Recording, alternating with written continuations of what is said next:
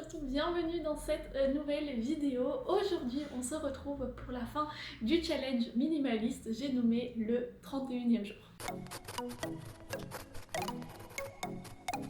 Je suis un peu en retard avec cette vidéo étant donné qu'elle vient approximativement un mois après la fin du challenge, mais c'est pas très grave parce que cette notion du 31e jour, eh ben, elle est à prendre un peu plus au degré métaphorique que vraiment le jour après le challenge. C'est plus un truc global. Mais pour reprendre les bases, pour tous ceux qui ne sauraient pas de quoi je parle, j'ai fait au mois de septembre un challenge minimaliste, un challenge de désencombrement sur 30 jours, donc le mois de septembre à 30 jours, c'est pour ça.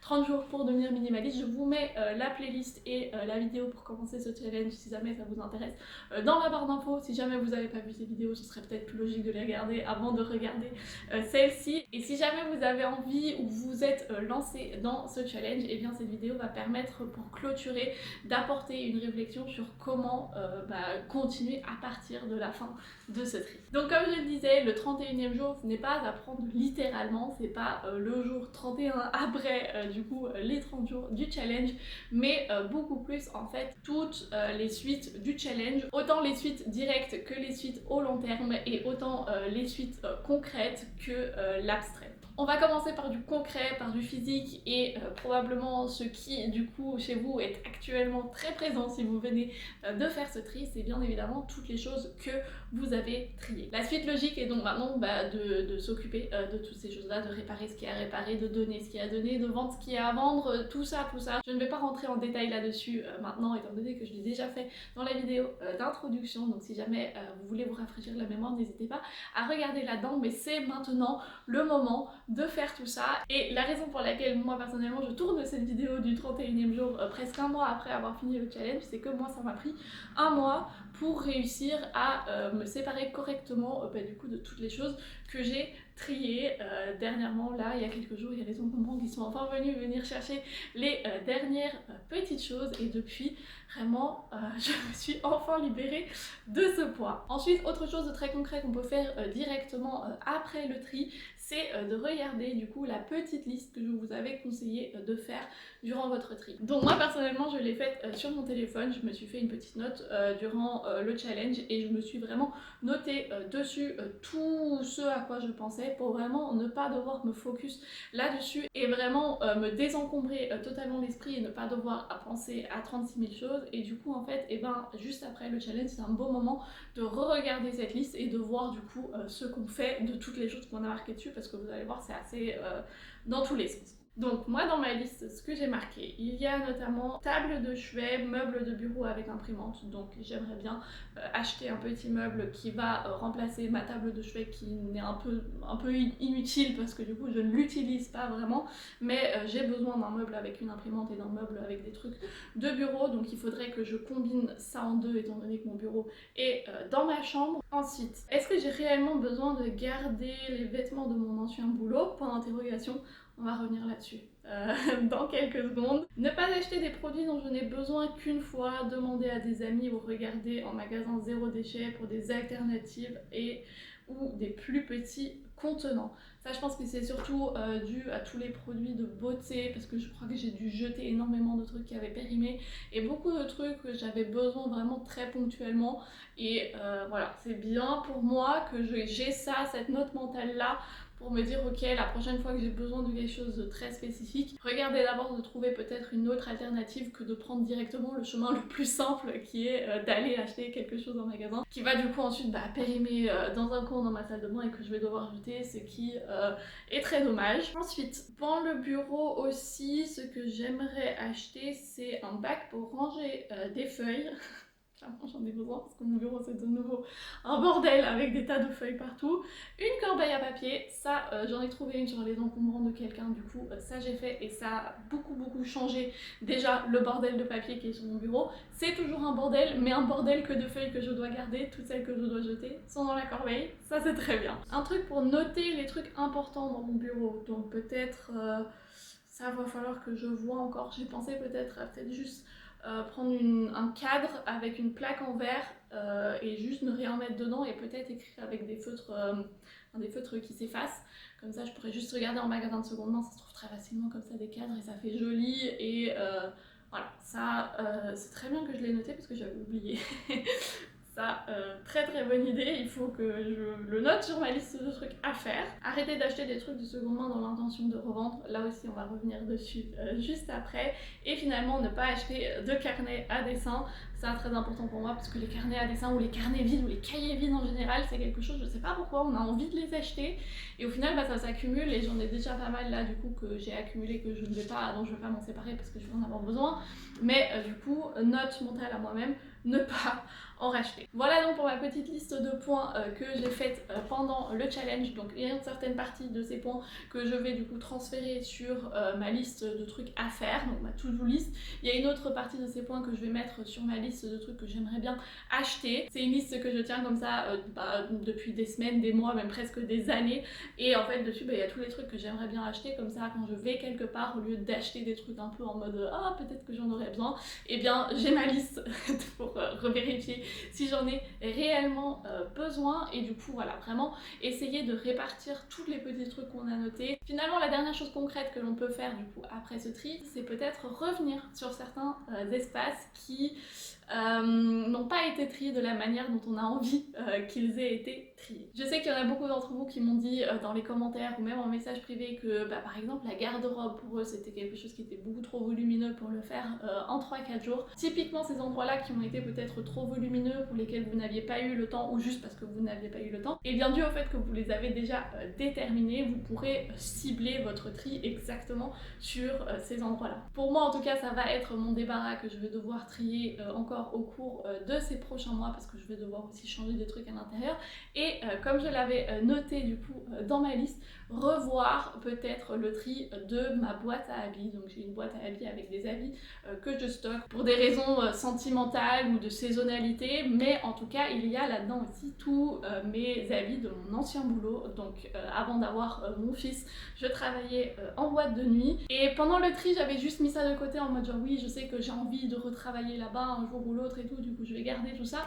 Et en fait au final, au fur et à mesure que le tri avançait, je me suis quand même dit que ça n'avait pas vraiment de sens de garder tout ça. Certes, il est possible que je recommence à travailler là-bas un jour ou l'autre, mais il est beaucoup plus probable que je refasse seulement 1 ou 2 soirées là-bas, et du coup pour ça je n'ai pas besoin de toute une garde-robe de travail, donc peut-être minimiser tout ça sur 1 ou 2 tenues que j'aime vraiment particulièrement, et le reste leur redonner une seconde vie avant qu'ils prennent juste la poussière là dans le fond de cette boîte. Donc voilà toutes les choses très concrètes que j'ai faites ou qu'il me reste encore à faire après ce tri, et maintenant on va passer à la partie abstraite. Pour mieux comprendre ce que je veux dire par la partie abstraite, je vous conseille juste après votre tri de prendre un moment, de vous mettre juste dans cet espace que vous avez trié, dans votre intérieur, et de voir en fait comment vous vous sentez. Pour vous illustrer un peu la chose, je vais vous dire comment moi je me suis sentie du coup après ce tri.